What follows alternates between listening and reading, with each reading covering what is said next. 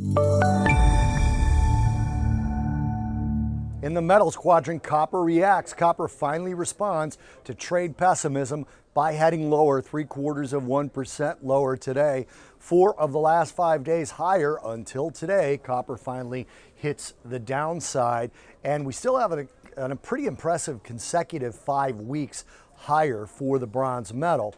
But again, weaker today, finally reacting. Copper had been sort of going against a lot of the commodity moves that we've seen over the last few days on this slightly increased pessimism, especially the last couple of days over the trade talks between the US and China. China, again, biggest smelter, biggest consumer of copper, the base metal, most important in commercial and residential construction in the developing world.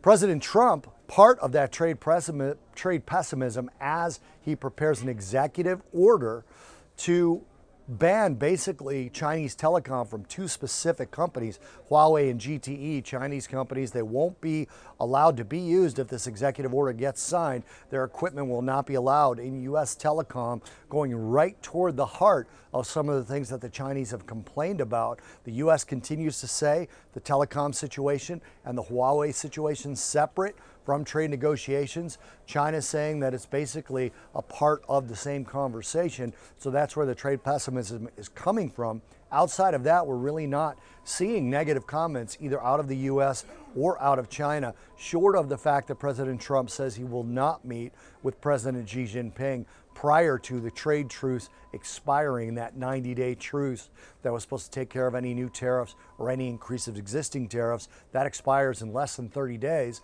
Trump saying he's not going to meet with President Xi Jinping before that, but that could be seen as a positive. In other words, he doesn't need to. Copper has been treating it as a positive until today. And the inverse relationship with copper, with the dollar, has not been a headwind for copper until today. The dollar is stronger again. 7 consecutive sessions higher now for the US dollar, and until today it has not been a headwind for copper.